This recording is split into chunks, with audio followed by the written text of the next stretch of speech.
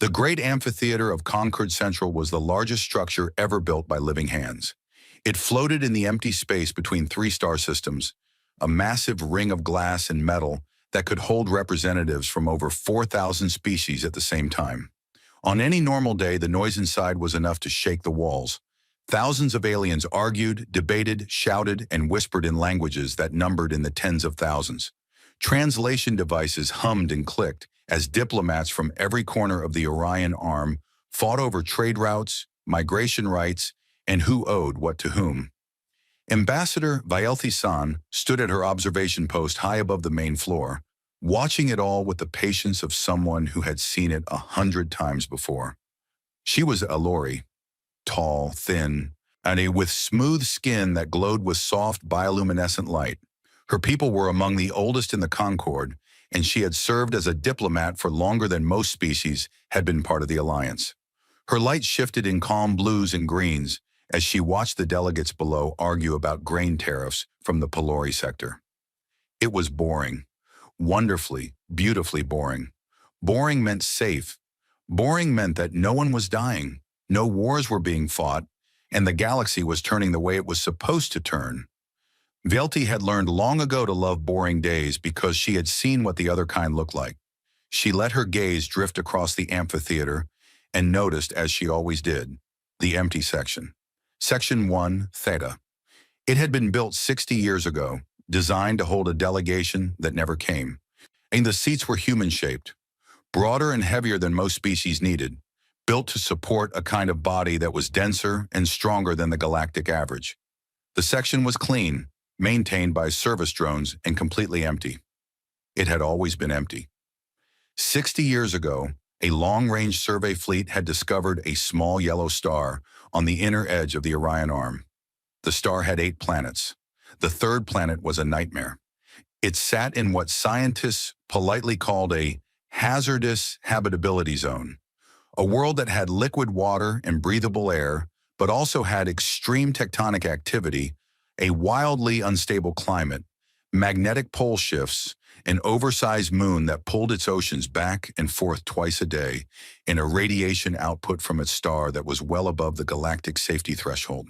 While the planet was classified as a Class 12 death world, on a scale of 1 to 15, 12 was the point where most species stopped asking, "Could we live there?" and started asking, "Why would anything live there?" But something did live there. Billions of somethings, humans. The survey fleet had made contact carefully, following every protocol in the book. The humans had been surprisingly calm about discovering they were not alone in the universe. They asked questions. They were curious. They smiled a lot, which many species found deeply unsettling because smiling involved showing teeth, and in most galactic cultures, showing teeth was a threat display. Then the assessment reports came back, and the Concorde panicked. Humans were Class 12 Deathworlders. Their bones were dense enough to be used as structural material. Their muscles operated on a chemical system that allowed them to temporarily exceed their own safe limits, a process they casually called adrenaline. They healed from wounds that would kill other species. They could function without sleep for days. They consumed chemicals that were toxic to 90% of known life and called them spices. They had survived ice ages, supervolcano eruptions, asteroid impacts, and, most terrifying of all, each other. Their history was a long, bloody record of conflict, survival, and adaptation. They had fought wars over land, resources, ideas, and in at least one recorded case, over a sporting event. And yet, through all of it, they had not only survived, but thrived. They built cities, created art, developed technology, and reached their own moon using controlled explosions strapped to a metal tube. A method so insane that Concorde engineers refused to believe it until they saw the evidence. The Galactic Concorde did what it always did when it encountered something it did not understand and could not control. It voted, and the vote was nearly unanimous. Quarantine. The Sol containment perimeter was established, a ring of monitoring stations and gravitational dampeners that surrounded humanity's home system. Humans were not conquered, not attacked, and not threatened. They were simply told very politely that the galaxy was not ready for them, and they were asked to stay within the perimeter until further notice. The humans had taken it well. Too well, some said. They had not argued, not fought, not tried to break through. And their only request had been a simple one, delivered by a human diplomat with calm, dark eyes and a voice that carried more weight than any weapon. If anyone out there ever needs help, the diplomat had said, send us a signal. We will come. The Concorde had given them a frequency, a single encrypted channel that connected to every human receiver in the Sol system. It was meant as a gesture of goodwill, a diplomatic formality. No one ever intended to use it. That was 60 years ago. Velti watched the delegates argue and let herself relax. The humans were behind their wall. The galaxy was at peace. Everything was fine. Her personal communicator chimed. She glanced at it and frowned. It was a priority alert from the Concorde's deep space relay network, the system that carried messages across thousands of light years. So priority alerts were rare. They usually meant a natural disaster or a shipping accident. She opened the message. For a long moment, she simply stared at the words on the screen. Then her bioluminescence went out completely, every light on her body extinguishing at once. In Alori body language, this was the equivalent of a scream. The message was an SOS. It had come from the Thessary Vale, a quiet region on the galaxy's outer edge, home to 3 peaceful species who had never harmed anyone. The message was broken, fragmented, sent in such a hurry that the automatic translation could barely process it. But the core of it was clear enough. Something was eating their worlds, not attacking, not invading, eating, dissolving, consuming the very matter of their planets and converting it into more of itself. The message included sensor data that showed a mass, an organic, living mass, spreading across space like a stain, swallowing everything it touched. Moons, asteroids, space stations. Ships that got too close simply stopped existing. The Thessari called it the end of everything. The Concorde's science division would later designate it as the Bloom. Within an hour, the amphitheater had gone from noisy to silent. Every delegate had received the alert. Every screen in Concorde Central showed the same images. Planets being consumed, fleets going dark, entire civilizations vanishing in a tide of living matter that stretched across light years and was still growing. Fleet Admiral Karath Dren stood in the Concorde's war room, his thick armored body rigid with tension. He was Vicari, a species that evolved on a high-gravity world, and with natural shell plating and claws that could cut through metal. He had commanded the Concorde's combined military forces for 20 years, and in that time, he had never lost a battle. He had also never faced anything like this. 7 fleets, he said, his deep voice cutting through the murmur of panicked staff officers. I sent 7 fleets to the Thessary Vale, full combat groups, over 300 ships. He paused. The room waited. All 7 went silent within 72 hours of entering the Vale.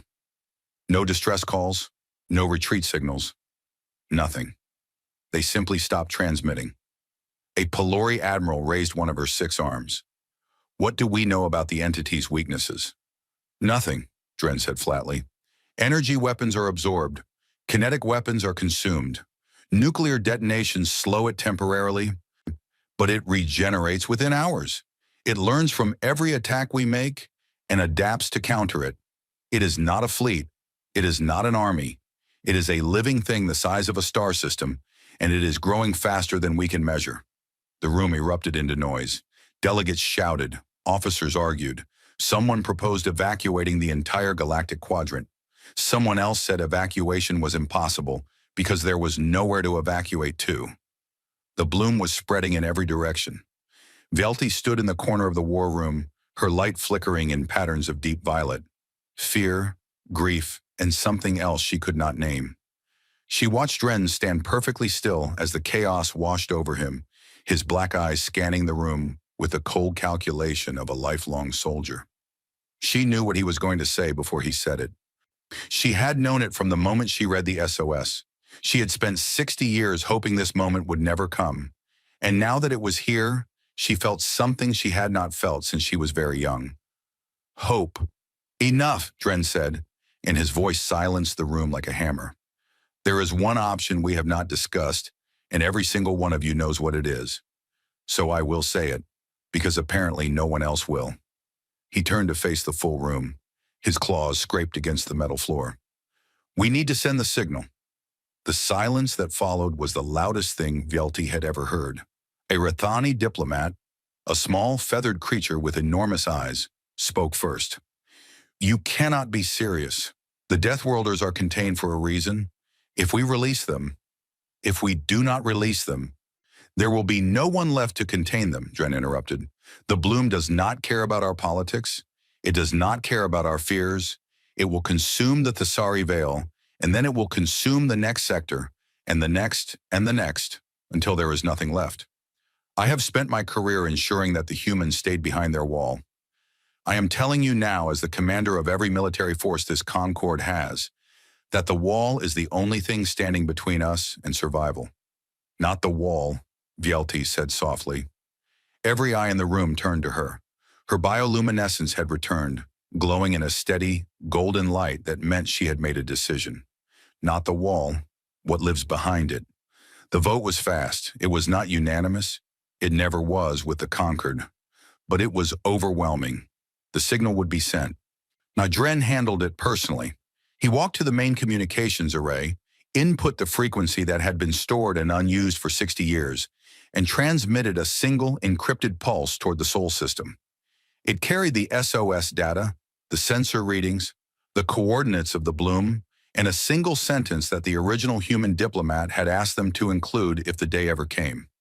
"We need you."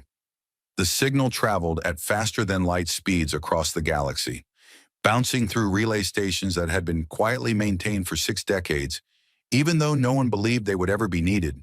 It crossed the vast empty spaces between stars, passed through nebulae and asteroid fields, and finally reached the Sol containment perimeter. It passed through the dampeners without resistance. It had been designed to. Inside the Sol system, when the signal reached every human ship, station, and outpost simultaneously.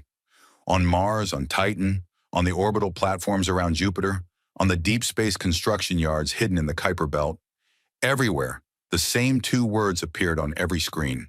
SOS received. Captain Elena Vasquez was sitting in the command chair of the UHS Tartarus when the signal arrived. The Tartarus was a dreadnought, one of the largest warships humanity had ever built. It was ugly by galactic standards, all hard angles and thick armor plating, with weapon systems that protruded from its hull like the spines of some deep ocean predator.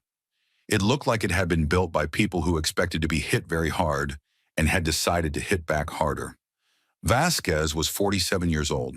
She had dark hair cut short, a scar that ran from her left eyebrow to her jawline, and the kind of calm that only came from years of training in conditions that would have killed most beings in the galaxy.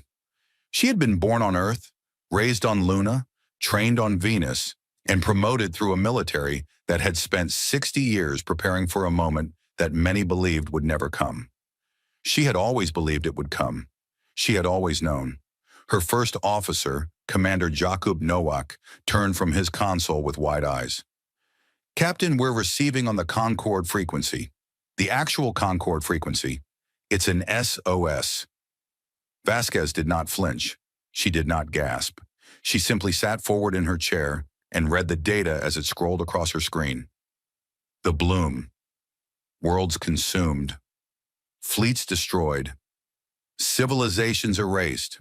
And at the bottom of the message, were 2 words that 60 years of silence had made almost mythical. We need you. Around her, the bridge crew had gone still. Every officer stared at their captain, waiting. The ship hummed with the low vibration of engines that had been kept in perfect condition for decades, ready for this exact moment. Vasquez felt something rise in her chest. It was not anger. It was not fear. It was something older and deeper than either. Something that had lived in human bones since the first of her kind, had looked up at the stars and decided that they were not too far away. She opened a channel, not just to her ship, not just to her fleet, to every human vessel in the Sol system. Her voice was steady, clear, and carried the weight of a species that had waited 60 years to prove what it already knew about itself. All ships, all stations, all commands. Once, this is Captain Vasquez of the UHS Tartarus. We have received an SOS on the Concord frequency.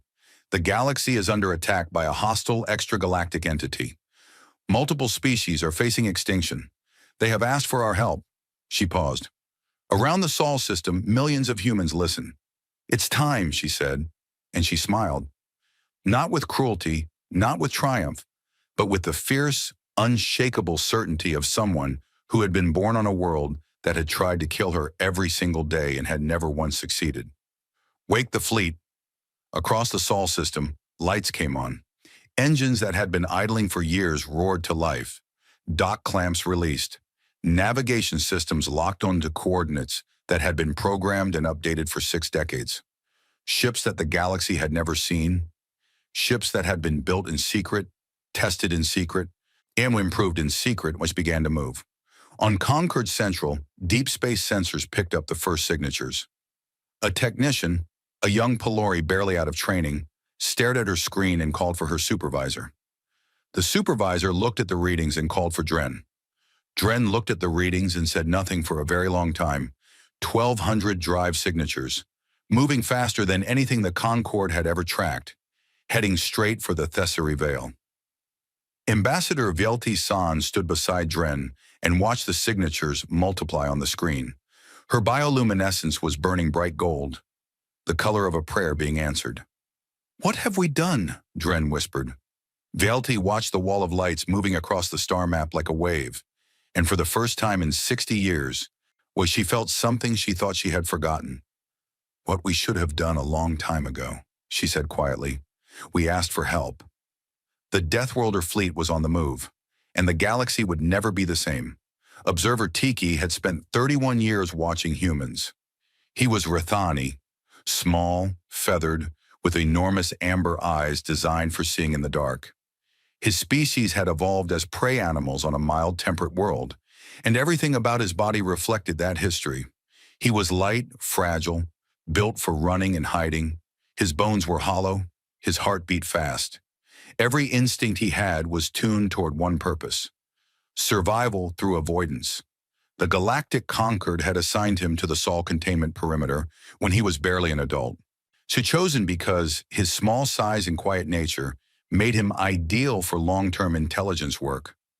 His job was simple: watch the humans, record what they did, report anything unusual, and above all, reassure the Concord that the Deathworlders behind the wall were not a threat. For 31 years, he had done exactly that. His reports were thorough, detailed, and consistent. Humans were active but contained.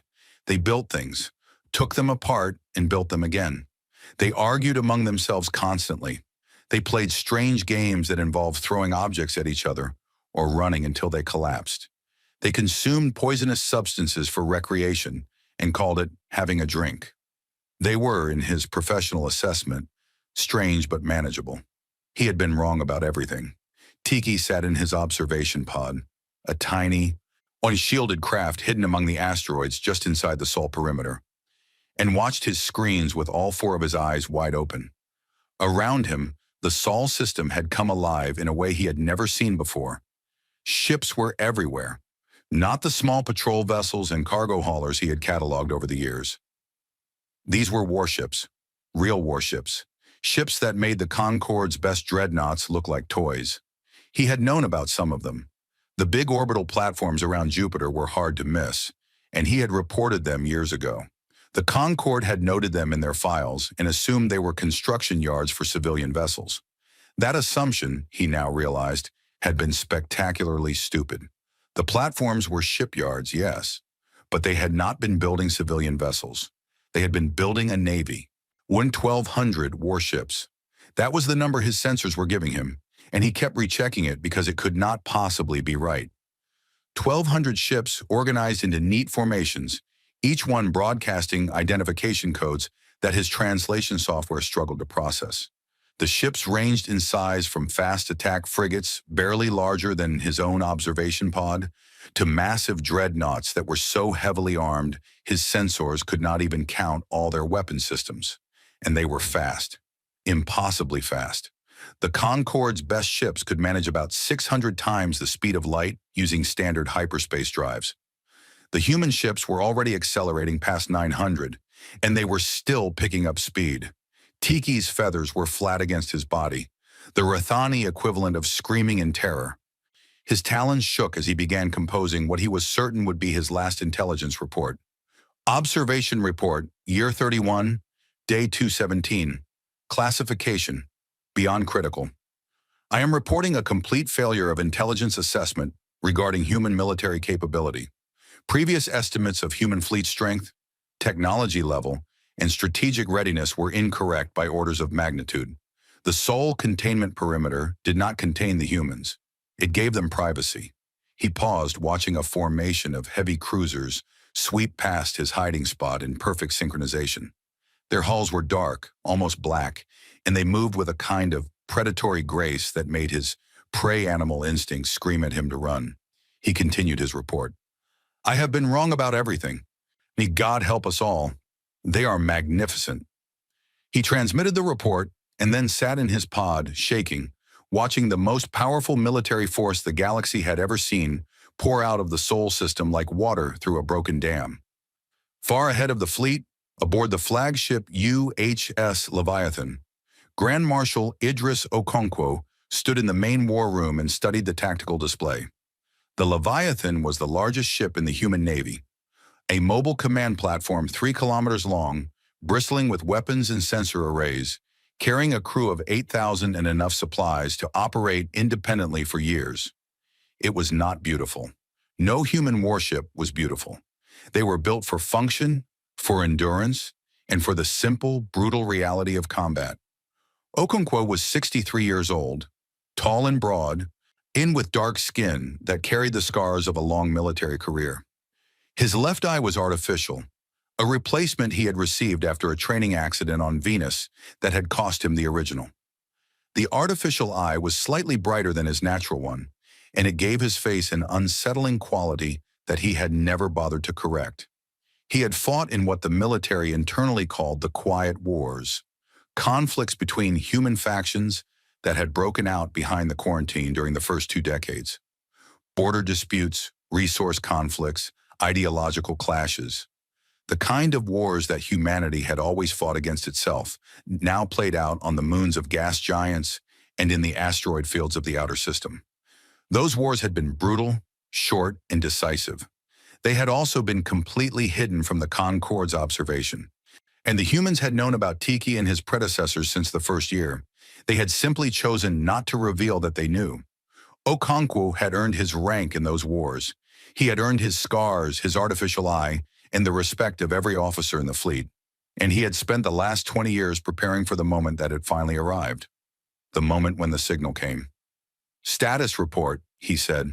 His voice was deep and calm, the kind of voice that made people want to listen. Commander Priya Sharma, his chief of staff, stood at the main console with a datapad in her hands. She was small compared to Okonkwo, but there was a sharpness in her eyes that suggested she could take apart any problem placed in front of her. All 5 battle groups are formed up and on course, Grand Marshal. Battle Group Toba is leading the advance. Chicxulub and Permian are on the flanks. Ordovician is running support and logistics. Holocene is in reserve. The battle groups were named after extinction events, catastrophic moments in Earth's history when life had been nearly wiped out and had come back stronger. It was not subtle symbolism. Humans were rarely subtle. Fleet speed? Okonkwo asked. Holding at 950C. Engineering says we can push to 1100 if we need to, but it will stress the newer drives. Hold at 950 for now. What is our arrival estimate at the Thessari Vale? Sharma checked her pad. 3 days, 14 hours. Okonkwo nodded. The Concorde's fastest ships would have taken 3 weeks to cover the same distance. The humans would be there in 3 days. And this was not because human ships were inherently better designed, although they were, but because human engineers had spent 60 years doing what human engineers always did when given a problem in unlimited time. They had taken things apart, figured out how they worked, and made them better. The Concorde's hyperspace drives were efficient, safe, and reliable. Human drives were faster, more powerful, and had an alarming tendency to explode if not maintained properly. Human engineers considered this an acceptable trade-off. The rest of the galaxy would have considered it insane. But the drives were only the beginning. Okonkwo turned to another section of the display, where Dr. Lena Ferris was presenting a technical briefing to the senior staff. Ferris was the chief xenobiologist aboard the science vessel UHS Prometheus, which was traveling with the fleet. She was 51, with gray-streaked hair pulled back in a practical knot, and she had spent her entire career studying the galaxy from behind the quarantine wall. "Let me tell you what we are dealing with," she said, pulling up the Concorde's sensor data on the bloom. The display showed a mass of organic matter, a living thing, that was spread across 3 star systems and still growing. It looked like a vast, pulsing web of tendrils and nodes, and it moved with a slow, terrible purpose that reminded Ferris of something she had studied in graduate school. "It is a von Neumann organism," she explained, "self-replicating, self-sustaining, and self-adapting. It consumes matter, any matter, and converts it into more of itself. Planets, asteroids, ships, space stations, anything with mass becomes fuel. And based on the Concorde's data, it entered the galaxy approximately 4 months ago from the intergalactic void and has been expanding exponentially since then." She changed the display to show the Concorde's combat reports. Every weapon the Concorde used against it was absorbed. Energy weapons were converted into thermal fuel. Kinetic impacts were broken down at the molecular level. Nuclear detonations caused temporary damage that regenerated within hours. The organism learns from every attack and adapts its structure to resist similar attacks in the future. The war room was quiet. Officers exchanged glances. On the surface, the data was grim. Below the surface, Ferris could see something else in their eyes. Something that had nothing to do with fear, interest, curiosity, challenge. She had seen the same look in the eyes of human explorers throughout history. It was the look that came right before someone said, "I wonder if we can," and then did something that should have been impossible. Okonkwo studied the display for a long moment. Then he spoke, and his voice carried the casual confidence of a man who had been preparing for exactly this kind of situation for his entire life. "Good, he said. "Then we do not have to feel bad about what we are going to do to it." A low murmur of agreement ran through the war room. It was not bravado. It was not recklessness. It was the sound of 1,200 ships full of people who had been born on a world that tried to kill them every day, who had spent their childhoods learning to survive in environments that would have driven any other species to extinction, and who had spent the last 60 years locked behind a wall with nothing to do but train, build, and prepare. The galaxy had put them in a cage. They had turned the cage into a forge. Okonkwo opened a fleet-wide channel. His face appeared on every screen on every ship, from the massive Leviathan to the smallest patrol craft. 800,000 human beings looked at their Grand Marshal and waited. "This is Grand Marshal Okonkwo," he began. "By now you have all seen the SOS data. An extragalactic organism designated the Bloom is consuming the Thessari Veil and expanding into the wider galaxy. The Galactic Concorde has lost 7 full combat fleets attempting to stop it. Multiple species face extinction. The Concorde has activated the emergency frequency and requested our assistance." He paused, letting the words settle.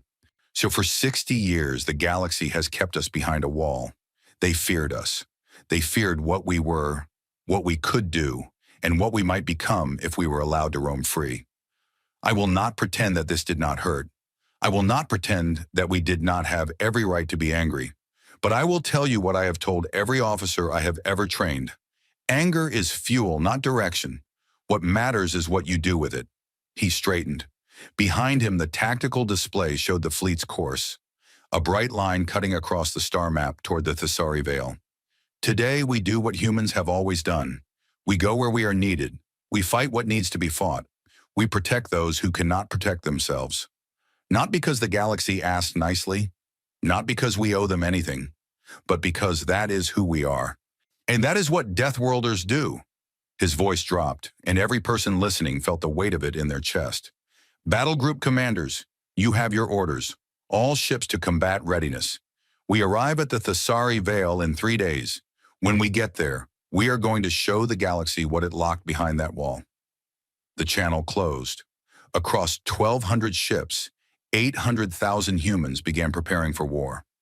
In the Leviathan's lower decks, Marines checked their powered exoskeletons. Heavy, reinforced suits designed for combat in conditions that would kill any other species. These were not the fragile environmental suits that Concord soldiers wore. They were weapons platforms built around a human body, with armor rated for vacuum, radiation, and biological contamination simultaneously.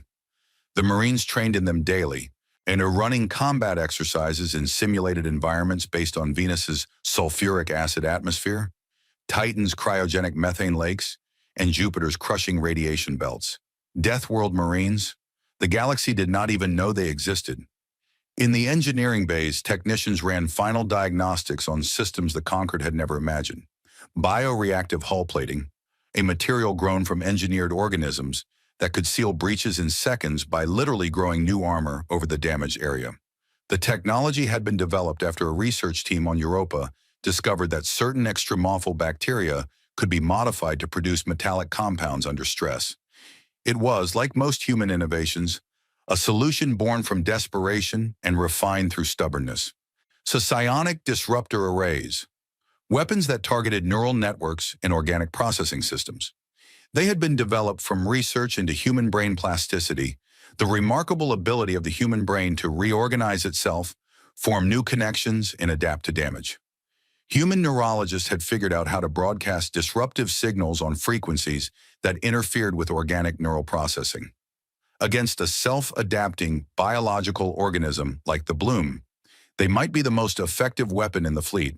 And then there were the ship-to-ship weapons, railguns that could accelerate a tungsten slug to a significant fraction of light speed, plasma lances that burned hotter than the surface of a star, missile systems loaded with warheads that carried payloads engineered from the most dangerous substances found on Earth, concentrated nerve agents derived from cone snail venom, corrosive compounds based on the digestive acids of the bombardier beetle, and biological disruptors modeled on the most aggressive parasites evolution had ever produced.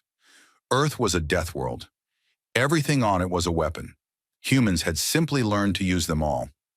On the outer edge of the Sol perimeter, the gravitational dampeners that had held the quarantine in place for 60 years shut down one by one.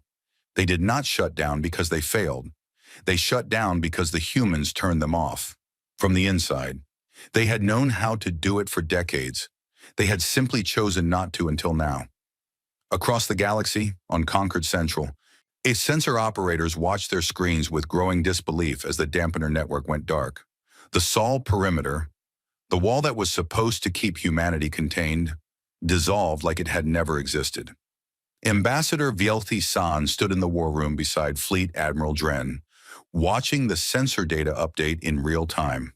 1,200 drive signatures, moving at speeds that the Concord's tracking systems could barely follow, heading straight for the combat zone. The signatures were not scattered or disorganized. They were in perfect formation. 5 distinct groups arranged in a pattern that Dren's tactical computer identified as an advanced encirclement approach.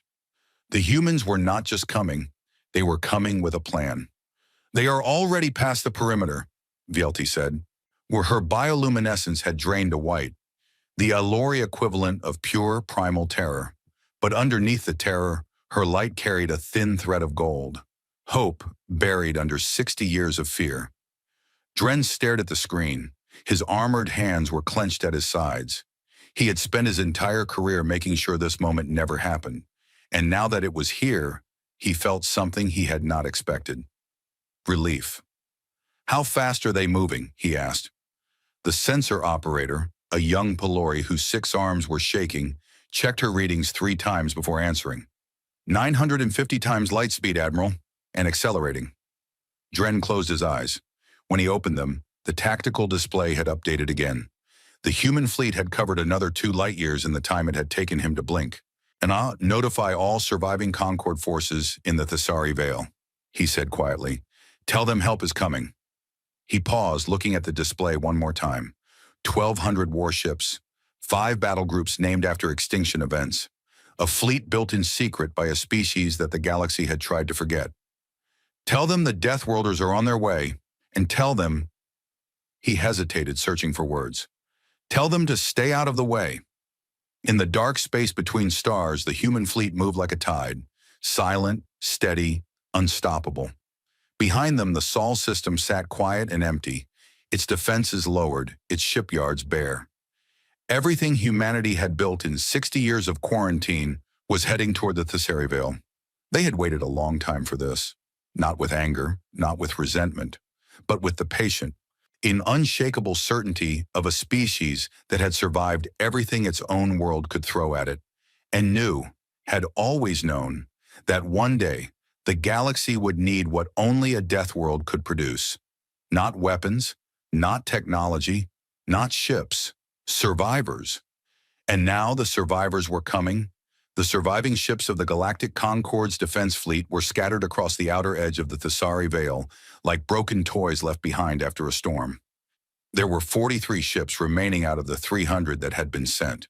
Most of them were damaged. Some were barely functional, held together by emergency patches and the desperate hope that rescue would come before their systems failed completely. Fleet Admiral Korath Dren had arrived 6 hours ahead of the human fleet aboard a fast courier ship, taking personal command of what remained. He stood in the command center of the Concorde heavy cruiser Unbreaking Shield, a name that now felt like a cruel joke, given that its port side was caved in and its main weapon array was completely destroyed. The ship's captain, a thin, nervous Pelori named Adjutant Ressa, had offered him the command chair. Dren had declined. He preferred to stand. Standing made him feel like he was still in control of something. The sensor display in front of him told a story of complete devastation. The Thessary Veil had once been a peaceful stretch of space. 3-star systems, 7 habitable worlds, home to nearly 2 billion beings from 3 different species. The Thessary themselves were gentle, 6-limbed creatures who farmed the rich soil of their homeworlds and had never developed weapons more powerful than farming tools. Their neighbors, the Kel and the Vasuri, were similarly peaceful. None of them had ever imagined they would need to fight. Now 2 of the 3-star systems were gone, not conquered, not occupied, gone. Where planets had once orbited, there was only the bloom, a vast, pulsing mass of organic matter that stretched across millions of kilometers, slowly churning as it processed the raw material of destroyed worlds into more of itself. It was alive in a way that defied easy description. It had no central body, no visible organs, no recognizable structure. It was simply a mass of living tissue that grew, consumed, and adapted. The 3rd system was still partially intact, but the bloom's tendrils were reaching toward it. The remaining Thessary population, perhaps 50 million beings, a tiny fraction of what had existed 4 months ago, was crowded onto evacuation transports in orbit around the last surviving planet. The transports were old, slow, and packed far beyond capacity. They would not outrun the bloom when it came for them, and it would come. It always came. Dren had studied every piece of data the Concorde had on the bloom, and the conclusion was always the same. It could not be stopped. It could not be reasoned with. It consumed everything in its path with the mindless, unstoppable efficiency of a natural force, like gravity or entropy. But the humans were coming, and Dren found himself clinging to that fact with a desperation he would never admit out loud. He had spent his career keeping humanity behind the quarantine wall. He had argued in Concord chambers that the Deathworlders were too dangerous, too unpredictable, too fundamentally alien in their approach to conflict to be trusted. He had been afraid of them. He was still afraid of them. But he was more afraid of the bloom. The censor officer, a Kel with large dark eyes and trembling hands, spoke up. "Admiral, we are detecting incoming drive signatures, multiple contacts. They are very fast." "How many?" Dren asked. 1,200, Admiral." The number hung in the air. 1,200 ships. The Concorde had sent 300 of its best and lost them all. The humans were bringing 4 times that number. "Time to arrival?" 6 minutes. Dren straightened. 6 minutes. He had expected hours at least. But the humans had pushed their drives beyond anything the Concorde thought possible, and now they were here, impossibly early, as if the laws of physics were something they considered more of a suggestion than a rule. "Open all communication channels," he ordered, "and tell every ship in the fleet to hold position. No one moves until I say so. The 6 minutes passed in tense silence. Every being on every surviving Concorde ship stared at their sensors and waited. And then, like a curtain being pulled back, the human fleet dropped out of hyperspace. It was the most terrifying thing Dren had ever seen. 1,200 warships materialized in a perfect formation that stretched across thousands of kilometers. They came out of hyperspace in complete synchronization, not a single ship out of position. Sarah, their drives shutting down and their combat systems activating in one smooth motion. The formation was not the loose, spread-out arrangement that conquered fleets used. It was tight, aggressive, with the larger ships at the center and the smaller vessels arranged in overlapping defensive layers around them. And the ships themselves. Dren had seen the sensor data back at Concorde Central, but seeing them on his own screens at this range was something else entirely. They were dark, angular, and covered in scarring, not the clean, polished hulls of conquered vessels. These ships looked like they had been through wars already. Their armor plating was pitted and scored, repaired and reinforced in layers that gave them a rough, battered appearance. Weapon systems jutted from their hulls at aggressive angles. They looked like they had been designed by people who expected to be hurt and had decided that being hurt was acceptable as long as they could keep fighting. They looked, Dren realized with a chill that ran through his entire armored body, like they had been built by predators. "We are being hailed, Manonshine," the communications officer said. "The signal is coming from the largest vessel. It identifies itself as the UHS Leviathan." "Put it through," Dren said. The main display flickered, and Grand Marshal Idris Okonkwo appeared on screen. Dren had seen humans before, in recordings and intelligence reports, but seeing one in person, even through a screen, was different. Okonkwo was large by human standards, with broad shoulders and a thick muscular frame that spoke of a species evolved for physical endurance. His dark skin carried visible scars and his left eye was clearly artificial, glowing with a faint blue light that contrasted with the warm brown of his natural eye. He wore a dark uniform with minimal decoration, and he stood with the relaxed stillness of a being who was completely in control of himself and his surroundings. But it was his eyes that held Dren, the natural one, not the artificial one. It was calm, steady, and carried a depth of intelligence that the Vicari Admiral recognized immediately. This was not a brute or a barbarian.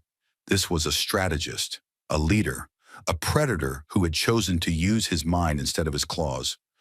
Dren took an involuntary step backward. "Fleet Admiral Dren," Okonkwo said. His voice was deep and even, transmitted through the translator with remarkable clarity. "I am Grand Marshal Idris Okonkwo, commanding officer of the United Human Stellar Navy. We received your signal. We are here to help." Dren found his voice. "Grand Marshal, your arrival is faster than anticipated. We did not want to keep you waiting." There was no arrogance in Okonkwo's tone. It was a simple statement of fact, delivered with the politeness of someone who understood that first impressions mattered. "I would like to request a full tactical briefing on the current situation. All available data on the hostile entity, including real-time sensor readings, engagement reports, and casualty assessments." Dren hesitated for only a moment before ordering his staff to transmit everything. The data streamed across to the Leviathan. Months of combat reports, sensor readings, analysis papers, and lost records. Okonkwo watched it arrive on his display, his expression unchanging as he scrolled through the devastation with the methodical patience of a surgeon reviewing test results. He paused on the casualty figures. 2 billion Thessari, gone. His jaw tightened, the only visible reaction, and then he moved on. "I see," he said finally. He looked up from the data and met Dren's eyes through the screen. "Fleet Admiral, I am going to be direct with you. Your forces have fought bravely, but the tactics you have been using will not work against this entity. It adapts to conventional engagement patterns. We will need to try something different." "What do you propose?" Dren asked. "Hold your position here, at the outer boundary. Protect the evacuation transports. Keep the civilian population safe. My fleet will advance into the Veil and engage the Bloom directly." "Directly?" Dren's armored brow plates rose. "Grand Marshal, we lost 300 ships by engaging directly. The entity consumes everything that enters its perimeter." Okonkwo smiled. It was a small, controlled expression, and Dren understood now why the intelligence files described human smiling as a threat display. It was not hostile exactly, but it communicated something that Dren's instincts read as deeply, fundamentally dangerous. "Fleet Admiral," Okonkwo said, "we know. That is why we are here." The channel closed. Within minutes, the human fleet was moving again, splitting into its 5 battle groups and advancing toward the Bloom in a formation that Dren's tactical computer struggled to classify. It was not a standard approach. It was not a cautious probe. It was a full combat advance, with the largest ships leading the way and the smaller vessels following in their wake like wolves trailing behind the pack leaders. Dren watched them go and said nothing. Adjutant Ressa stood beside him, her 6 arms wrapped around herself in the Pelori gesture of extreme anxiety. "Admiral," she said quietly, "do you think they can actually stop it?" Dren watched the human fleet disappear into the Bloom's outer perimeter, the zone where every Concord ship that had entered had been destroyed. His claws scraped against the deck plating. "I do not know," he said, "but I think if anything in this galaxy can, it is them." The first engagement between the human fleet and the Bloom began 18 minutes later, and it was broadcast on every Concord relay channel in the galaxy. Billions of beings watched from thousands of worlds, and what they saw changed everything they thought they knew about humanity. The Bloom reacted to the human fleet the same way it had reacted to the Concord's forces. It surged forward, extending massive tendrils of organic matter toward the incoming ships, reaching out to consume them. The tendrils were enormous, each one hundreds of kilometers long, moving with a slow, inevitable power that had overwhelmed every defense the Concorde had tried. The human ships did not retreat. They did not spread out to avoid the tendrils. They flew straight at them. Battle Group Toba, 240 ships, hit the first tendril wall at full combat speed. Energy weapons fired in concentrated volleys, not the scattered defensive fire the Concorde used, but focused. Overlapping beams that cut through organic matter like surgical instruments. Railgun slugs tore through Bloom tissue at a significant fraction of light speed, punching holes that the organism scrambled to close. And the psionic disruptors, the weapons the galaxy had never seen, sent waves of neural interference cascading through the Bloom's processing network, causing entire sections to spasm and lose coordination. The Bloom fought back. It always fought back.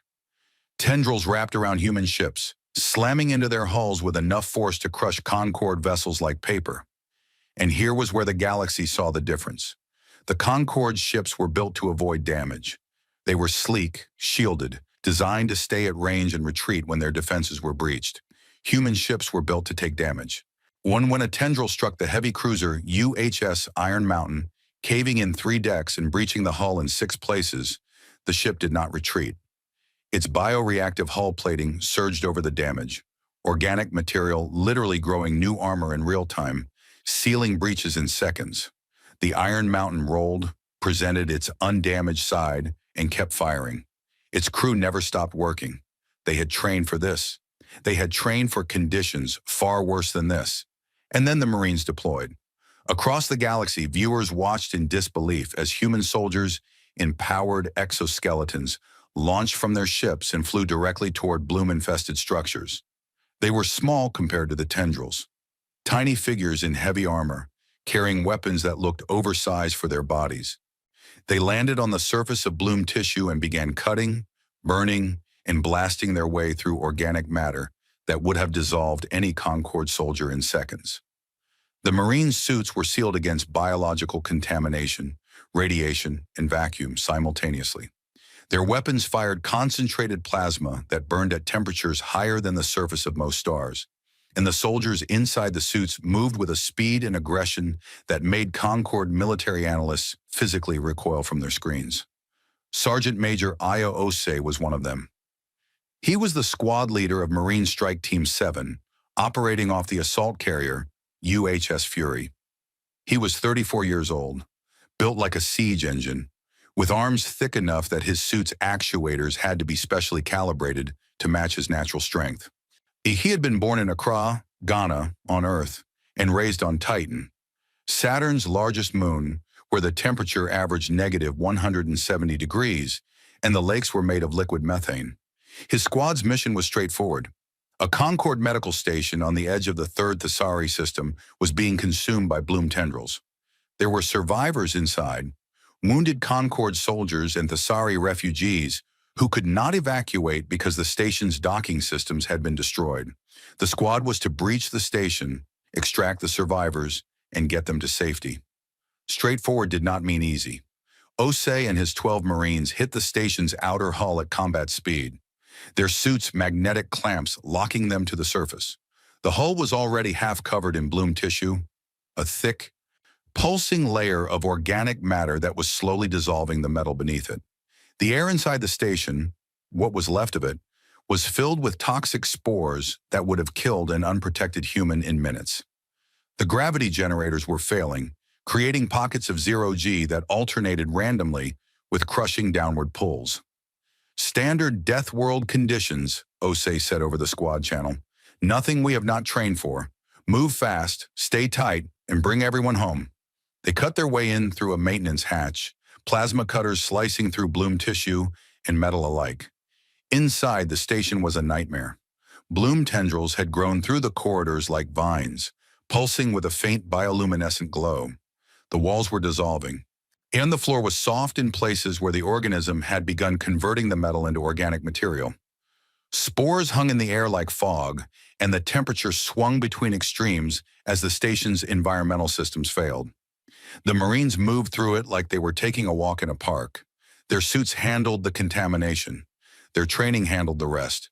They cleared corridors with plasma fire, burned through organic blockages, and pushed deeper into the station until they reached the medical bay. 37 survivors were huddled inside.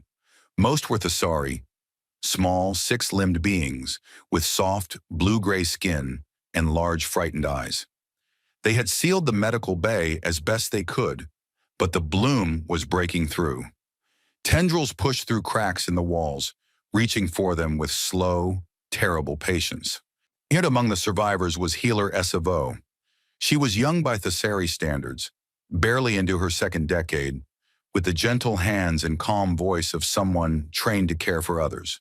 She had been treating the wounded when the station was attacked, and she had kept the survivors alive through skill, determination, and the simple refusal to let anyone die while she could still help. She had never seen a human before. When Osei and his Marines breached the medical bay door, cutting through a wall of bloom tissue to reach the survivors, Essa's first reaction was pure terror. The humans were enormous by her standards. Twice her height and many times her mass, encased in heavy armor that made them look like machines. Their visors glowed with targeting displays and their weapons hummed with barely contained energy. But then one of them, the biggest one, the one who moved like the leader, knelt down. He was so large that even kneeling, his head was above hers.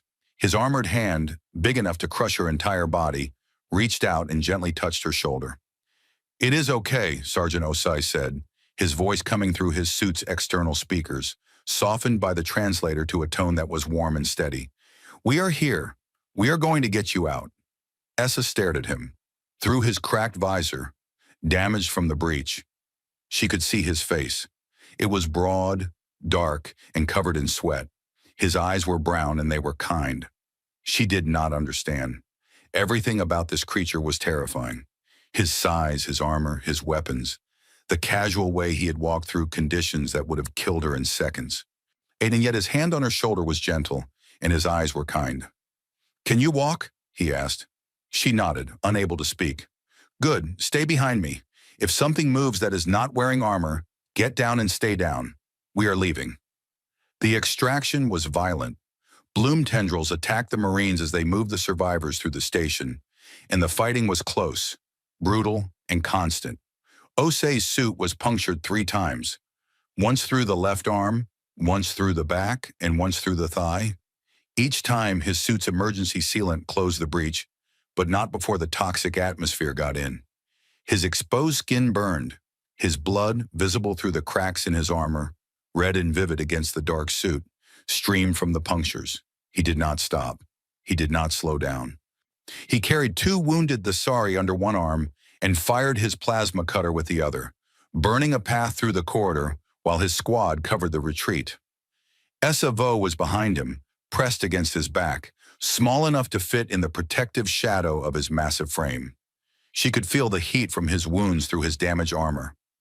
She could hear his breathing, heavy, labored, but steady, controlled. The breathing of someone who was in pain and had simply decided that the pain did not matter. As they reached the extraction point, a breach in the hull where a Marine shuttle was waiting, she looked up at him and asked the question that every species in the galaxy would eventually ask about humans. "Does it not hurt?" Osei looked down at her. Through his cracked visor, she saw him grin, a flash of white teeth in a dark face, one the expression that the galaxy called a threat display, but that she was beginning to understand was something else entirely. "Everything always hurts, ma'am," he said. "We just do not let it slow us down." He lifted her onto the shuttle with one hand, as gently as if she were made of glass, and then turned back to cover the last of his squad as they loaded the remaining survivors. The medical station collapsed into the Bloom 7 minutes after the last human Marine left it. Back on the Concorde cruiser, Fleet Admiral Dren watched the battle data scroll across his screens. The humans had engaged the Bloom along a front spanning 2 light hours, and for the first time since the entity had entered the galaxy, its expansion had stopped. Not reversed, not yet, but stopped. The Bloom was being held in place by a force that fought harder. We adapted faster and simply refused to die. He watched footage of the Marine extraction, of human soldiers walking through toxic hellscapes like they were strolling through a garden, of ships absorbing damage that would have destroyed his best vessels, of a species that fought not with elegance or caution, but with a raw, unstoppable determination that defied everything he thought he knew about warfare. On Concord Central, Ambassador Vielti San watched the same footage. Her bioluminescence was shifting through colors that had no name in any Allori language. Something beyond fear, beyond admiration, beyond the simple categories her ancient species used to understand the universe.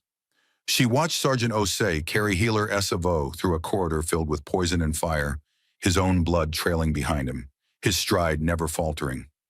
And she understood at last why the humans had given the Conquer that frequency. It was not a threat. It was not a bargaining chip. It was not the calculation of a species angling for political advantage. It was a promise, made by people who had survived everything, to everyone who might someday need surviving. And now, for the first time in the history of the galaxy, that promise was being kept. For 11 days, the human fleet held the line. It was the longest 11 days in galactic history. Across thousands of worlds, billions of beings watched the battle feeds from the Thessari Veil and held their breath. The footage showed human ships locked in a constant, grinding engagement with the Bloom, firing, advancing, absorbing damage, repairing, and firing again in a cycle that never stopped, because the Bloom never stopped. And for 11 days it worked. The Bloom's expansion was halted for the first time since it entered the galaxy. The organism pushed and pushed, throwing wave after wave of tendrils and adaptive structures at the human fleet. And the humans pushed back with a stubbornness that seemed to defy the basic laws of nature. They lost ships, they lost people, but they held. Then on the 12th day, the Bloom changed. Dr. Lena Ferris was the first to notice.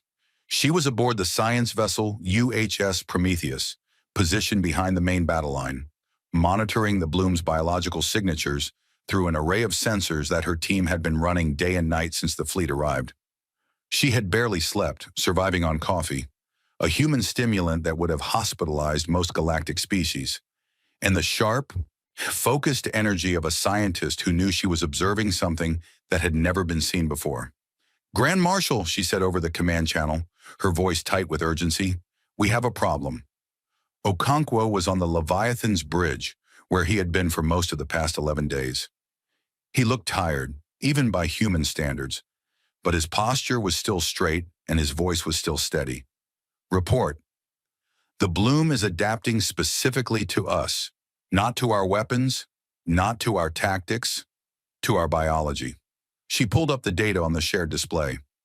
Over the past 72 hours, it has been analyzing the organic material from our casualties and damaged hull sections. It has started producing targeted neurotoxins that are designed to attack human neural pathways. Only it is generating electromagnetic interference on the exact frequencies our psionic disruptors use. And it has begun growing armored nodes that are chemically resistant to the specific compounds in our plasma weapons. The bridge was silent for a moment. Then Okonkwo spoke, and his voice carried a note of something that might have been respect. It learned from us. It learned from us, Ferris confirmed. Every engagement we have had with it has given it data on human physiology, human technology, and human tactics. It is evolving in real time to counter us specifically. At the current rate of adaptation, our weapons will lose 30% of their effectiveness within the next week. Within 2 weeks, we will be in the same position the Concord was. The implications settled over the bridge like a cold wind. 11 days of fighting, hundreds of ships damaged, thousands of lives lost, and all of it might have only bought time. The Bloom was not just a mindless organism, it was a learning machine, a biological engine that turned every defeat into data and every piece of data into a new weapon. The first real test of the Bloom's new capabilities came 6 hours later, when a concentrated wave of adapted tendrils struck Battle Group Toba's forward line. The difference was immediately obvious. Tendrils that had been burned away by plasma weapons now shrugged off the same blasts, their surfaces coated in a new layer of heat-resistant material. Bloom structures that had been disrupted by psionic attacks now ignored them entirely. Their neural networks rewired to operate on frequencies the disruptors could not reach.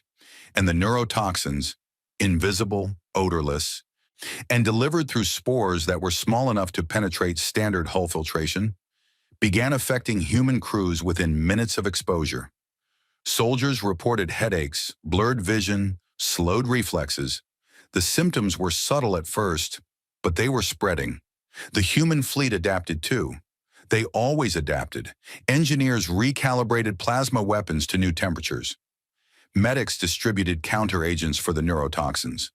Psionic disruptor teams cycled through alternative frequencies. But for every adjustment the humans made, the Bloom made too, and the gap was narrowing. Ships began to fall. The heavy cruiser, UHS Defiant, took a direct hit from an adapted tendril that punched through its bioreactive hull before the repair organisms could respond. The tendril injected a concentrated burst of neurotoxin directly into the ship's ventilation system. The crew fought for 40 minutes before their captain ordered evacuation. 67 people did not make it out.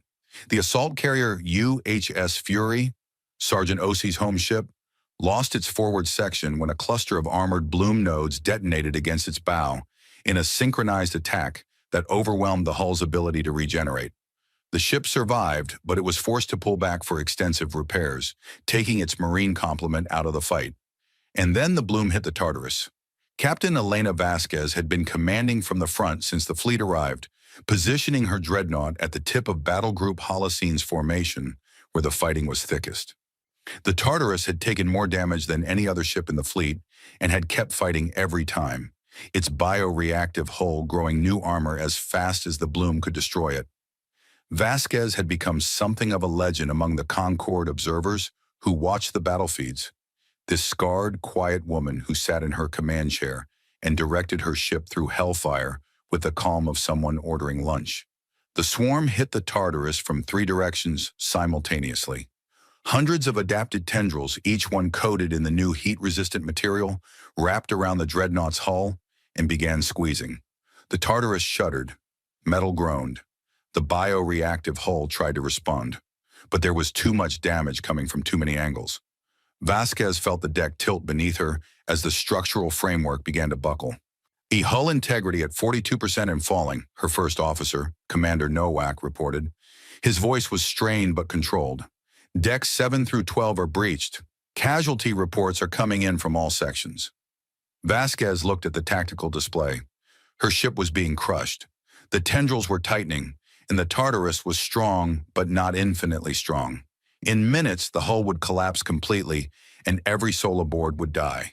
She had 2 options. She could order an evacuation and abandon the ship, saving most of her crew, but losing the Tartarus and creating a gap in the battle line. Or she could do what humans had always done when backed into a corner. She could fight harder. All non-essential crew to evacuation pods, she ordered. Command crew and damage control teams stay. Engineering. I need the drive core at maximum output in 60 seconds. Nowak looked at her. He had served with her for 7 years. He knew what she was about to do. Captain, that is an order, Commander. Get the crew off the ship. Evacuation pods launched from the Tartarus in a stream, each one carrying crew members away from the dying dreadnought. Around the ship, the human fleet adjusted its formation to cover the escape, other vessels moving in to draw fire from the evacuation corridor. It was a coordinated effort that happened without orders. Every ship in the fleet understood what was happening and responded instinctively, protecting the vulnerable while the Tartarus prepared for its final act. Vasquez waited until the last evacuation pod was clear. When then she gripped the arms of her command chair and spoke to the skeleton crew that had stayed with her. 37 volunteers who had refused to leave. We are going to drive the ship into the largest concentration of bloom tissue in sensor range, she said, and then we are going to detonate the drive core. For those of you who would like to leave, there are still pods available. No one will think less of you. No one moved. 37 people stayed in their seats and looked at their captain with the steady, unafraid eyes of Deathworlders who had made their choice. Vasquez nodded. Then let us make this count. The Tartarus surged forward. Its engines, pushed to an output that would have melted a Concorde ship's drive in seconds, propelled the damaged dreadnought straight into the heart of the bloom concentration ahead of it. So tendrils struck the ship from every direction, tearing off armor plates, ripping through hull sections, and still the Tartarus kept moving. Its remaining weapons fired at point-blank range, clearing a path through the organic matter. Its bow, reinforced with layers of bioreactive plating and raw structural steel, smashed through bloom tissue like a fist through paper. When the Tartarus reached the densest point of the concentration, a massive node that the science team had identified as a regional processing center for the bloom, Vasquez gave the final order. The drive core detonated. The explosion was visible from orbit.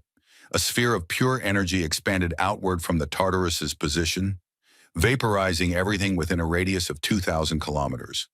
Bloom tissue, adapted armor, neural processing structures, all of it was reduced to atoms in an instant. The wound left behind was enormous, a gaping hole in the bloom's body that bled raw, organic material into the vacuum of space. In the chaos of the detonation, a single life pod was ejected from the Tartarus's command section at the last possible second. Vasquez and 6 surviving crew members tumbled away from the explosion in a reinforced escape capsule that had been specifically designed for exactly this kind of situation. The pod's emergency beacon activated, and a Concorde frigate, the unbreaking shield, Dren's own ship, moved in to recover it. When Concorde medics opened the life pod, they found Vasquez unconscious, bleeding from a head wound, with 3 broken ribs and severe radiation burns across her left side. Her vitals were weak but stable. The Concorde medical officer, a pylori surgeon named Dr. Kethis, began treating her injuries and then stopped, staring at his instruments. Her body was already healing. The broken ribs were beginning to knit. The radiation burns were fading. Her cellular repair mechanisms were operating at a rate that his instruments flagged as an error, because no known species could regenerate that quickly without medical intervention. Dr. Kethis recalibrated his instruments 3 times. Each time the readings were the same. Human biology was simply doing what human biology did, surviving damage that should have been fatal and repairing itself without being asked. He looked at the unconscious human woman lying on his examination table, this fragile-looking creature who had driven a warship into the mouth of a world-eating monster and somehow lived, and he whispered a pylori prayer. Not for her. She clearly did not need his prayers. He prayed for the bloom because it had just made an enemy who would not stop coming until one of them was dead. The destruction of the Tartarus bought the fleet 2 days. 2 days of reduced bloom activity as the organism struggled to regenerate the massive wound. 2 days in which the human fleet pulled back, regrouped, and assessed its losses. The losses were heavy. 43 ships destroyed, 12,000 humans dead, countless more wounded. The remaining ships were damaged, their bioreactive hulls strained from constant regeneration, their weapon systems degraded from continuous fire. The fleet was still operational, still dangerous, but it was being ground down, and the bloom was still growing. Grand Marshal Okonkwo stood in the Leviathan's war room and studied the tactical display. He had not slept in 36 hours. His artificial eye glowed steadily, casting a faint blue light on the dark circles under his natural eye. Around him, his senior staff waited in silence, watching their commander think. He had spent his career fighting, first in the quiet wars behind the quarantine, then in decades of preparation and training for a threat that he always believed would come. He was good at fighting. He was perhaps the best strategic mind humanity had ever produced. But he was also intelligent enough to recognize when fighting alone was not going to win. Doctor. Aunt Ferris, he said, in your assessment, can we defeat the bloom with our current forces? Ferris did not hesitate. No, Grand Marshal. The organism adapts too quickly. Every engagement gives it more data on our capabilities. We can hurt it, but we cannot destroy it with conventional combat before it overwhelms us. Okonkwo nodded slowly. He turned to Commander Sharma. What is the status of the Concorde fleet? 43 ships, mostly damaged, holding position at the outer perimeter. They have been evacuating Thessari civilians to safe zones. Fleet Admiral Dren has been requesting a direct line to you for the past 6 hours. Open the line. Dren's face appeared on the display. The Vakari Admiral looked exhausted, his natural armor dull and scuffed, but his eyes were sharp. Behind him, when the command center of the Unbreaking Shield hummed with activity. Grand Marshal, Dren said, I have been watching your fleet fight for 12 days. Your people are the most formidable warriors I have ever seen, but you are losing. Slowly, but you are losing. Okonkwo did not argue. You are correct. Dren blinked. He had expected denial, or at least deflection. Humans, in his experience, did not admit weakness easily. But Okonkwo was looking at him with an openness that the Admiral had not expected. The honesty of a man who valued truth over pride. I need your help, Okonkwo said simply. Dren was silent for a moment. Then he leaned forward. What do you need? Everything. Every piece of data the Concorde has on this organism. Every scientific resource. Every specialist. Every ship you can spare.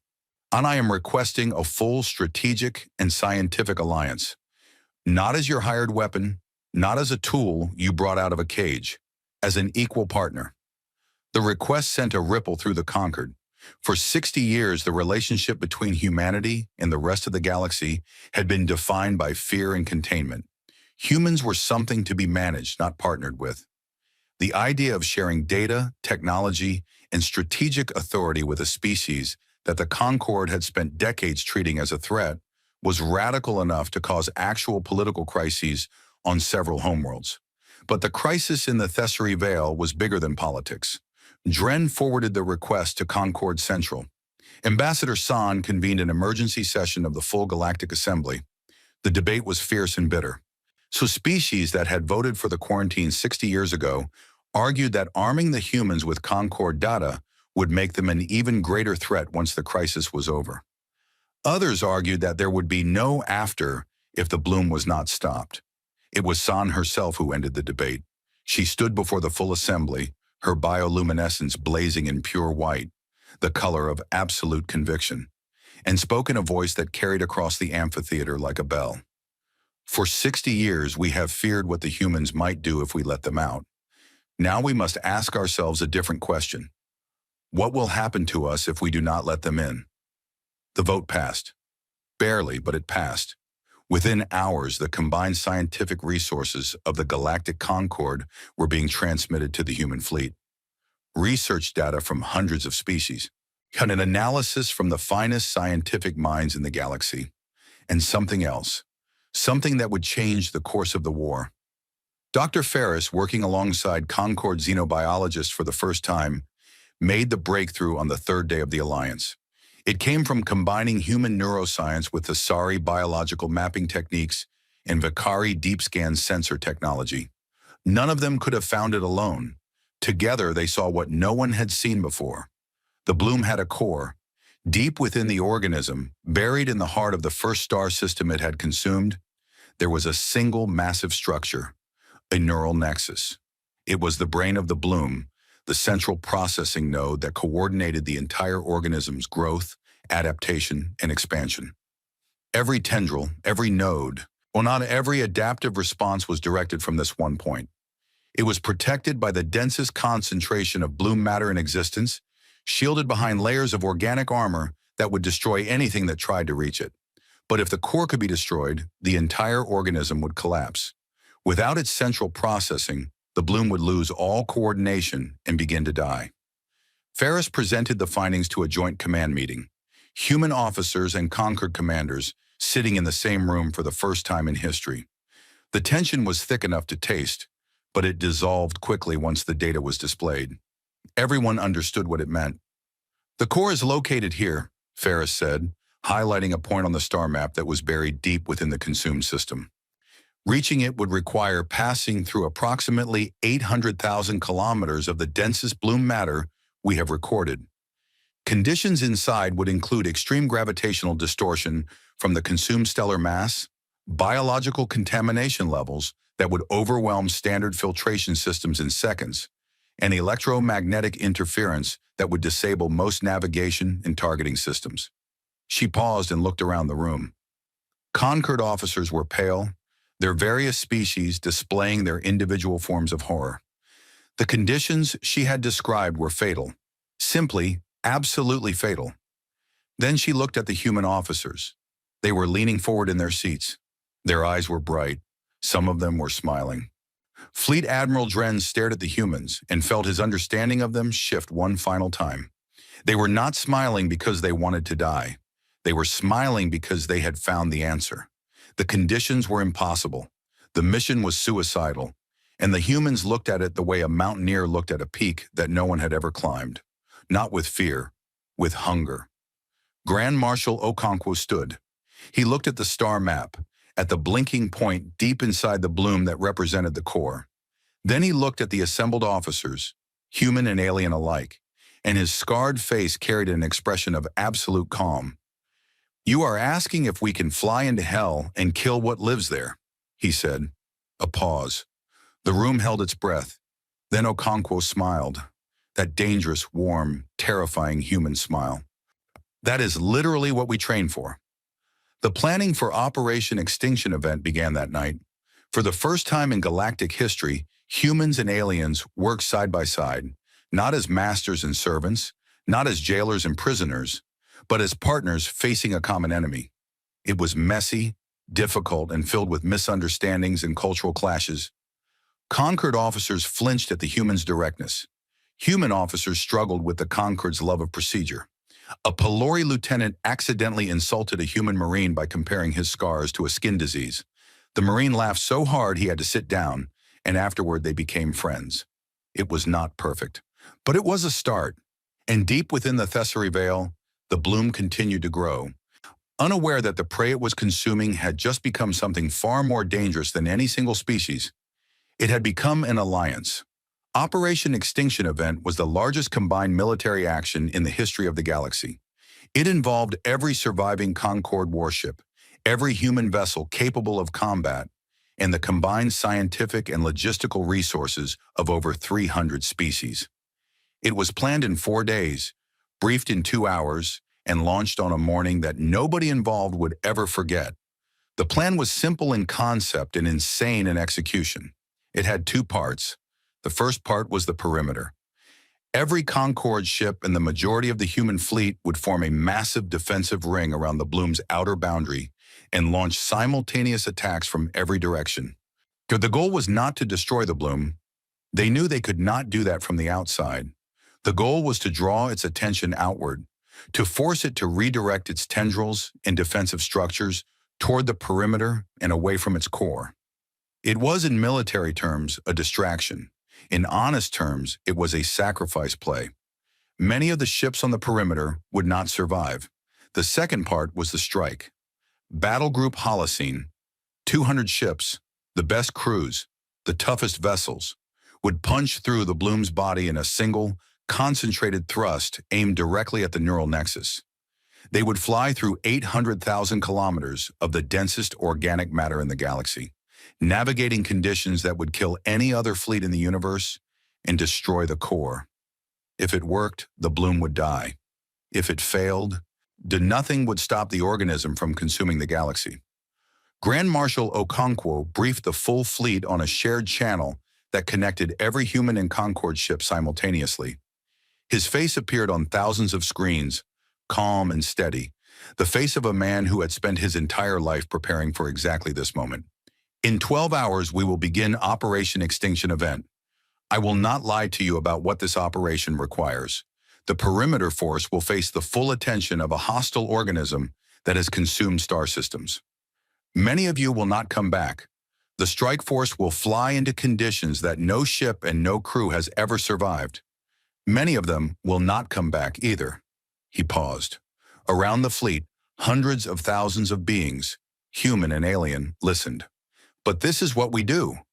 This is what all of us do. Every species represented here today. We survive. We fight. We protect each other. The bloom does not understand this. It understands consumption, it understands growth, it understands adaptation, but it does not understand what happens when living beings choose to stand together and refuse to break. His voice dropped, and every listener felt the weight of it. Today, we teach it. The operation launched at dawn. Not a real dawn, of course, since they were in deep space. But the human fleet kept Earth time aboard their ships, and Okonkwo had chosen the hour deliberately. There was something about starting a fight at sunrise that sat right in the human soul. The perimeter force moved first.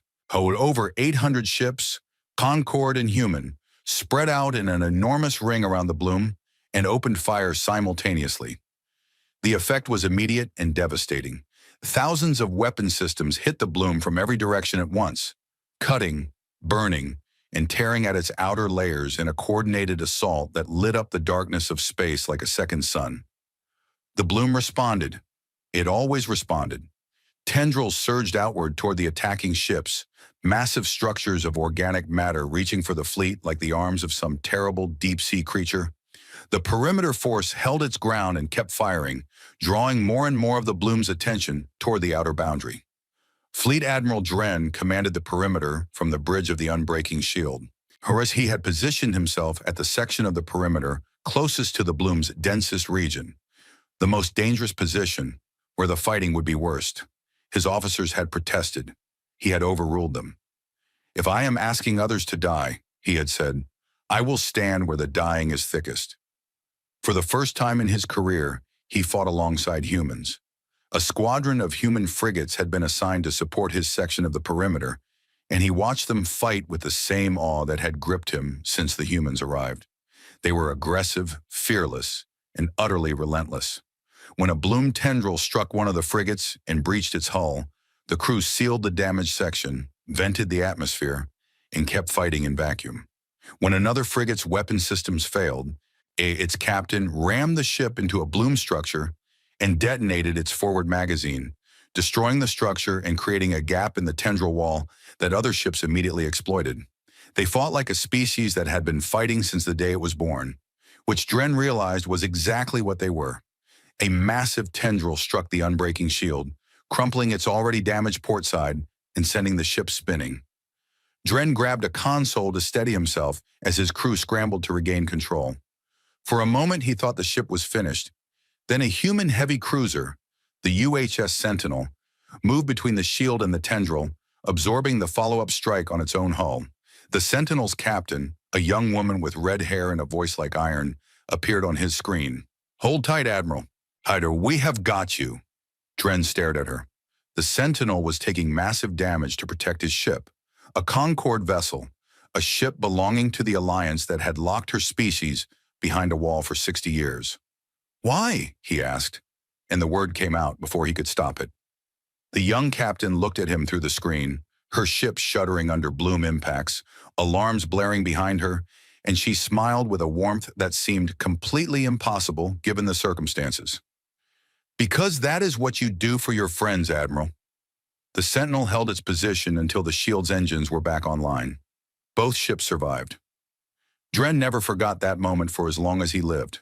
While the perimeter burned, Battle Group Holocene launched its strike. 200 ships led by the rebuilt UHS Tartarus. And Captain Vasquez was back in her command chair, against the explicit orders of 3 doctors, 2 admirals, and her own first officer. She had left the medical bay with her ribs still knitting, her radiation burns still fading, and a look in her eyes that told everyone who saw her that the only way to stop her from commanding this mission was to physically drag her off the bridge. No one tried. The Tartarus led the formation into the breach, a narrow corridor through the Bloom's outer layer that the perimeter assault had opened. The corridor was barely wide enough for the ships to fly through in single file, and the Bloom was already trying to close it. Organic matter surged inward from both sides, narrowing the passage with every second. "All ships, full speed," Vasquez ordered. "Do not slow down for anything." They flew into the Bloom. The conditions inside were beyond description. The sensors showed a nightmare. Organic matter pressing in from every direction, gravity shifting wildly as they passed through regions of consumed stellar mass, electromagnetic interference, scrambling navigation systems and targeting computers. The temperature swung between extremes. Biological contamination alarms screamed constantly. The hull groaned under pressures it was never designed to withstand. Human crews flew by instinct. When the navigation systems failed, pilots switched to manual control and used their own eyes, their own reflexes, their own training to guide their ships through the organic maze. When targeting computers went dark, gunners aimed their weapons by hand, firing at anything that moved. When hull breaches occurred, these damage control teams sealed them with whatever they could find.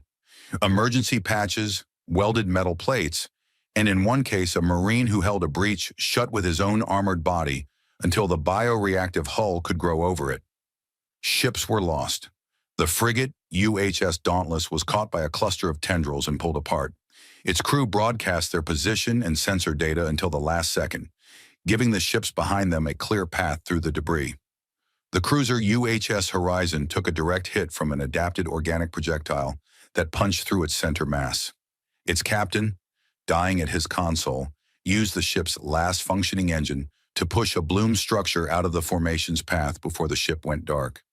Every loss was a wound, every death was felt, but the formation kept moving, kept pushing deeper into the Bloom, because the alternative was to stop, and humans did not stop. They had never stopped. Not when the ice came, not when the asteroids fell, not when their own world tried to kill them 1,000 different ways across 1,000,000 years of evolution. They did not stop because stopping meant dying, and dying meant failing the people who were counting on them. 80 ships were left when the formation broke through the inner barrier and reached the neural nexus. It was enormous, a pulsing, living structure the size of a small moon, wrapped in layers of organic armor and connected to the Bloom's body by thousands of tendrils that stretched in every direction, like the roots of some galaxy-spanning tree. It glowed with a cold, blue-green bioluminescence, and it pulsed with a rhythm that was almost like a heartbeat. This was the brain of the Bloom, the center of everything, the intelligence, if it could be called that directed the consumption of worlds. Sergeant Major A.O. Osei was aboard the assault carrier UHS Vengeance, which had taken the Fury's place in the battle group after the Fury was damaged. His squad, Marine Strike Team 7, reinforced with volunteers from 3 other units, had been assigned the most dangerous job in the operation. They were to breach the Nexus on foot, plant resonance charges inside its structure, and get out before the charges detonated. Resonance charges were a new weapon, developed jointly by human and Concord scientists during the 4 days of Alliance planning. They were designed to emit a frequency that would interfere with the Bloom's neural processing, causing a cascade failure that would amplify the effect of any conventional explosive. In theory, a dozen resonance charges placed inside the Nexus would cause enough disruption that a single warship's weapons could finish the job. In theory. Osei's squad launched from the Vengeance in a boarding shuttle that punched through the Nexus's outer membrane like a bullet through skin. The membrane was thick, nearly a kilometer of layered organic matter that tried to crush the shuttle as it passed through.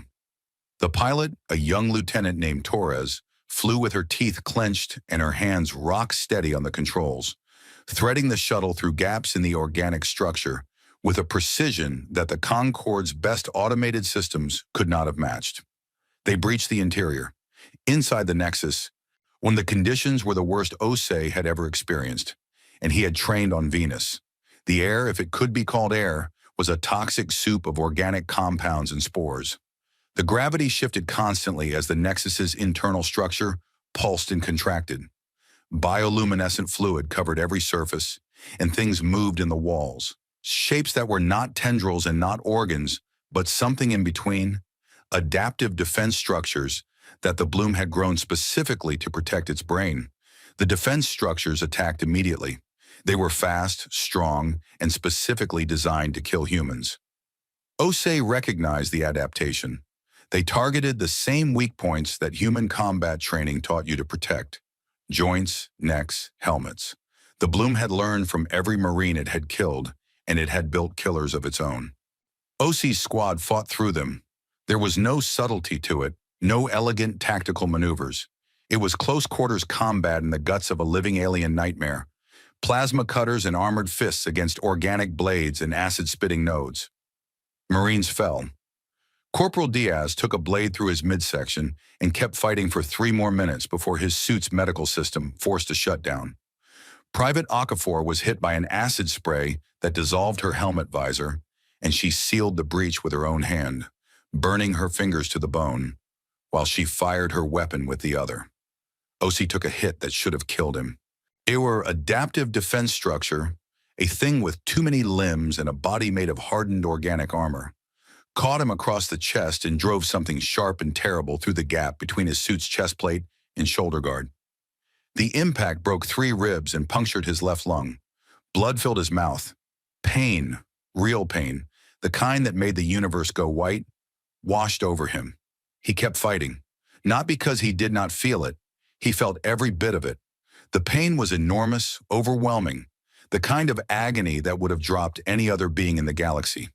But Io Osei had been born on a death world and raised on a moon of ice and poison, and he had learned the same lesson that every human learned, sooner or later. Pain was not a stop sign. Pain was information. And the information it was giving him right now was that he was still alive, which meant he could still fight, which meant he could still finish the mission. He killed the defense structure with a point-blank plasma blast that melted half its body. Then he stood up, blood streaming from his wound, and called to his squad. "Charges, now! Set them and move!" The surviving Marines, 7 out of the original 24, planted the resonance charges in the Nexus's neural tissue. Each charge was a fist-sized device that locked onto organic matter and began emitting a disruptive frequency. The effect was immediate and local.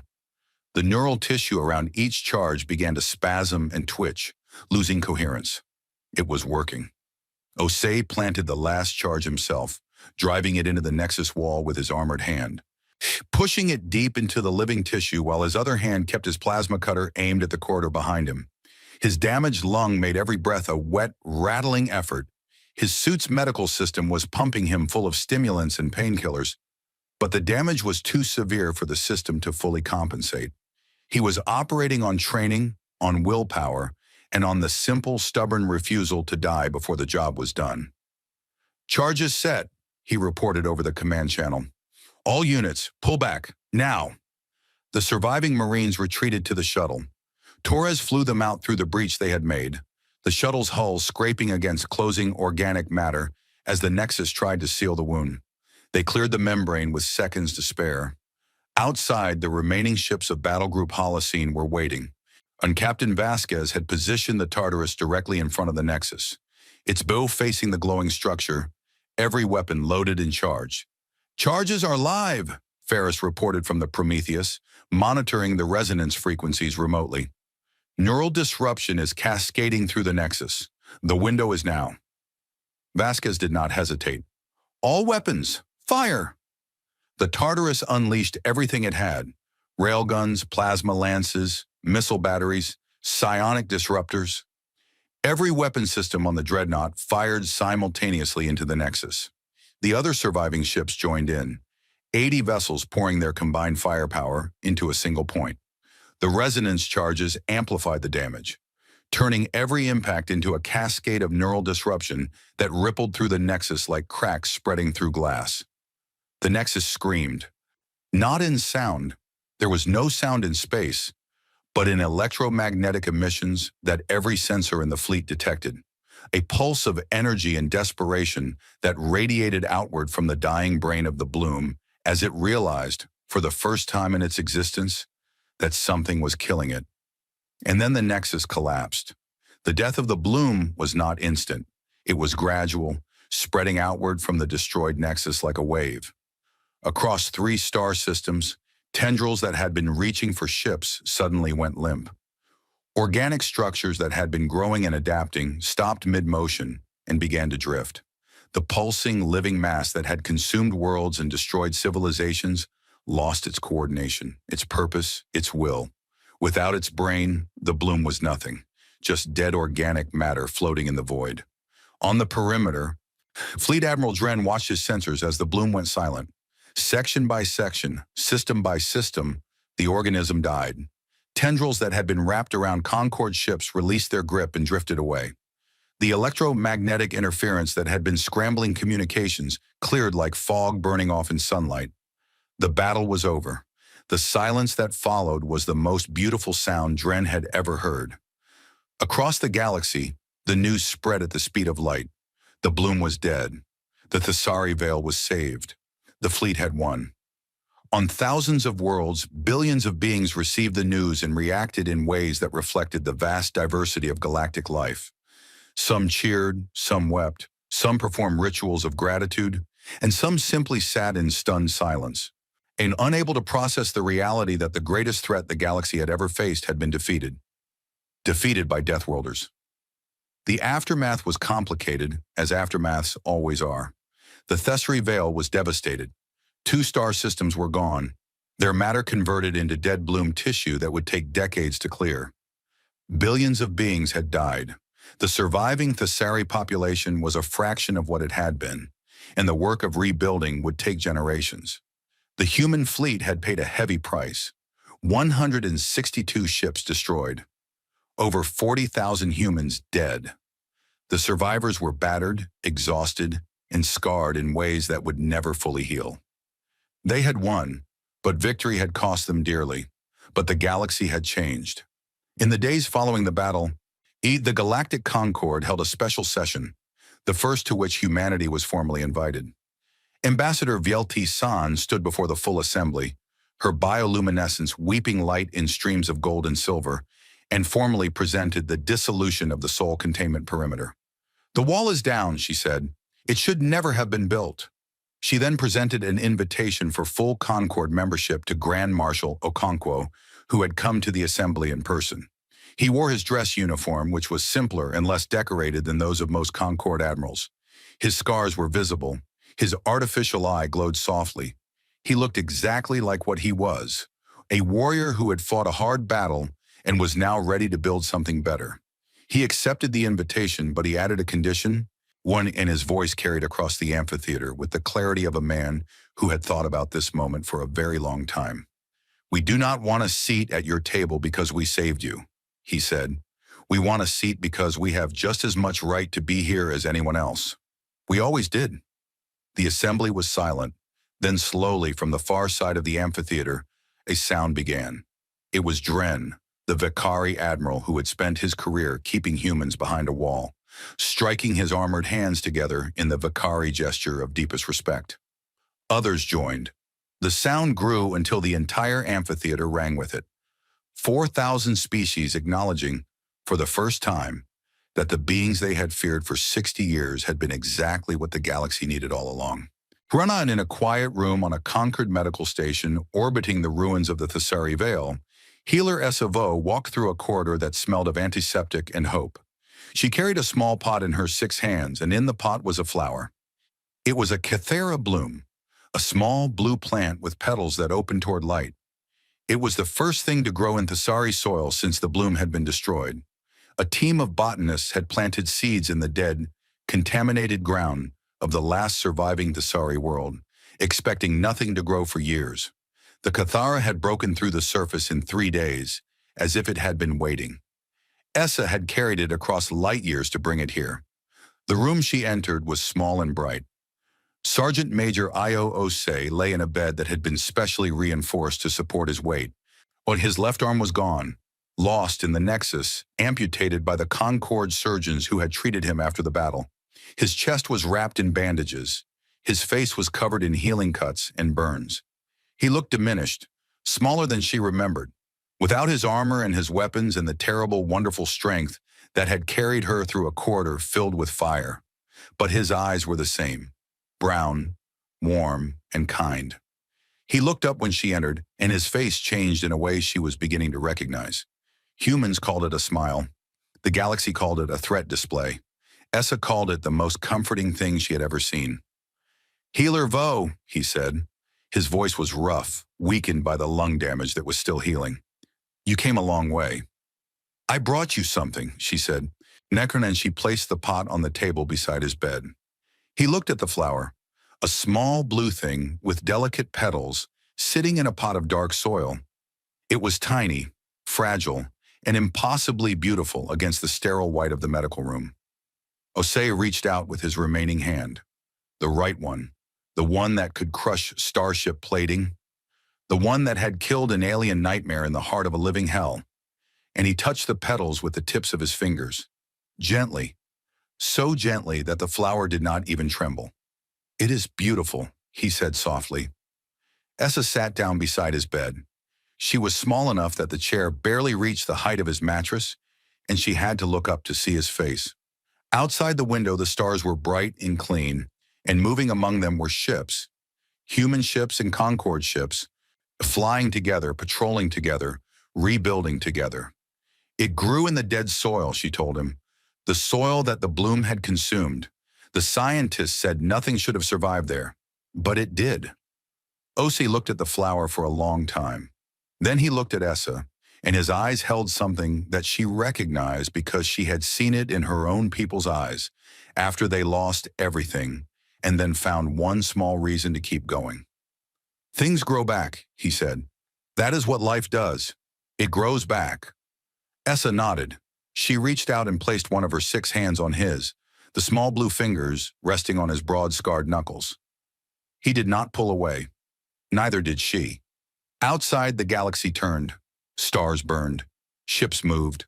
Life went on, as it always had, in the vast and indifferent universe that did not care about the small, stubborn creatures that lived within it. But the creatures cared about each other, and that in the end was enough. The galaxy had spent 60 years fearing what lived on Deathworlds. It had built walls and passed laws and told itself that the beings behind the quarantine were monsters, dangerous, unpredictable, and best kept at a distance. It had been afraid of their strength, their resilience, and the fierce, unbreakable will that came from surviving on a world that tried to kill everything that lived on its surface. Now at last it understood what Deathworlds were for. Not to create monsters, not to produce weapons or warriors or conquerors. Deathworlds existed to forge the kind of beings who would walk into the dark so that others did not have to. The kind of beings who would bleed and break and keep moving. The kind of beings who would hold a flower gently in hands that could shatter steel and call it beautiful and mean it. The wall was down, the fleet was home, and for the first time in the history of the galaxy, nothing stood between humanity and the stars except open space and the simple, infinite invitation to explore it together.